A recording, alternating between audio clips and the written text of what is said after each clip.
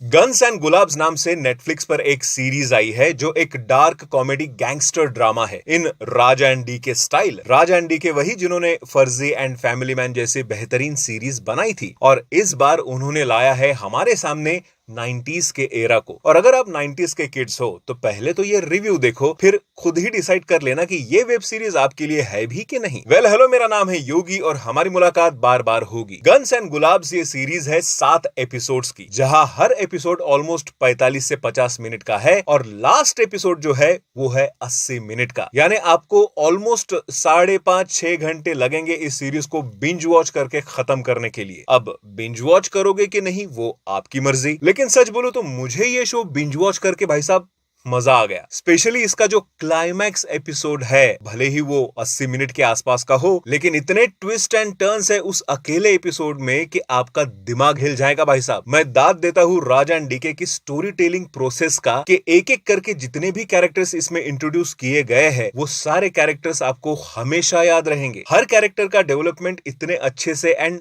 Simplified वे में किया गया है कि नॉर्मल ऑडियंस भी आसानी से कनेक्ट हो जाए। और जब कैरेक्टर्स अच्छे से समझ में आने लगते हैं तो स्टोरी को समझना ज्यादा मुश्किल नहीं होता। स्टोरी है गुलाबगंज और शेरपुर की और दोनों जगह पे है अलग अलग gang leaders and their gang जिनकी आपस में बनती नहीं है। और इसी बीच मामला थोड़ा नार्कोटिक्स का भी है, तो स्टोरी को ज्यादा स्पॉइल नहीं करते हैं। पर ये जो स्टोरी है उसमें आपको 90s का नोस्टाल्जिया जरूर मिलेगा, क्योंकि उस एरा को दिखाने के लिए प्रोडक्शन में इन्होंने किसी भी की कमी नहीं रखी है। कैरेक्टर्स के हेयर स्टाइल से लेकर उनके कपड़ों का स्टाइल, बैकग्राउंड में चलने वाला म्यूजिक, पुराने टेप रिकॉर्डर वाले कैसेट्स, पुराने जमाने के एसटीडी बूथ हो गया या कॉइन बॉक्स हो गया, पूरे सीरीज में यूज किए गए व्हीकल्स, रेडियो पर चलती क्रिकेट की कमेंट्री वगैरह वगैरह, इन छोटी छोटी बातों में जो ध्यान दिया गया है उससे इस सीरीज में वो 90s वाली जान आ गई। सीरीज के सारे एक्टर्स ने बहुत ही बढ़िया परफॉर्मेंस दी है एंड इस सीरीज की कास्टिंग में नाम भी वैसे काफी बड़े बड़े हैं। दुलकर सलमान, राजकुमार राव, आदर्श गौरव, सतीश कौशिक, गुलशन देवैया एंड गुलशन देवैया भाई साहब,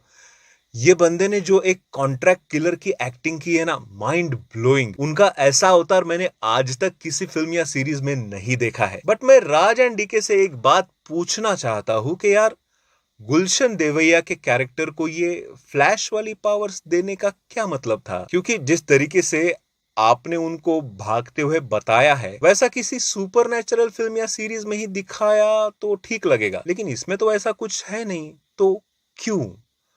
बाकी सीरीज देखोगे तो आपको समझ में आ जाएगा। सीरीज क्योंकि एक कॉमेडी गैंगस्टर जॉनरा से बिलोंग करती है तो इस सीरीज में अच्छे खासे डायलॉग्स एंड सिचुएशन ऐसे हैं जो सीरियस सिचुएशन को भी कॉमेडी में तब्दील कर देते हैं। जस्ट लाइक अगर आपने दिल्ली बेली मूवी देखी है तो इसका ह्यूमर कुछ वैसा ही है, dark satire comedy with gangster drama. Even थोड़ा बहुत इस पूरे स्टोरी में आपको मिर्जापुर के कैरेक्टर एंड उनके प्रेजेंटेशन और स्टोरी लाइन की भी झलक देखने को मिल सकती है। मैं कंपेयर नहीं कर रहा हूं, बस ये बताने की कोशिश कर रहा हूं कि गन्स एंड गुलाब्स आपको क्या दिखाना चाहती है। वैसे सीरीज नेटफ्लिक्स पर होने के बावजूद इसमें कोई न्यूडिटी नहीं है, वो खास बात है। एक सिंपल सा किस तक नहीं है, बट अनफॉर्चुनेटली गालिया और बिलो द बेल्ट वाले जो वर्ड्स होते हैं वो हर एक एपिसोड में किलो के भाव से मिल जाएंगे। तो इसे गालियों के वजह से फैमिली के साथ देखना है कि नहीं देखना है वो आप खुद ही डिसाइड कर लो। हाँ, खून खराबा, गैंग वॉर, लड़ाई झगड़ा, हाथापाई ये बहुत ज्यादा है तो बच्चे इससे दूर रहे। लेकिन दोस्तों के साथ अगर कोई सीरीज देखने का प्लान कर रहे हो तो ये बेस्ट ऑप्शन है आपके लिए। सीरीज की स्टोरी लाइन इस तरीके से लिखी गई है एंड एंड भी ऐसे होता है कि बेशक हम इसके सेकंड पार्ट का भी इंतजार कर सकते हैं। तो ओवरऑल देखते हुए मैं दूंगा इस पूरे सीरीज को 3.5 आउट ऑफ 5 स्टार्स।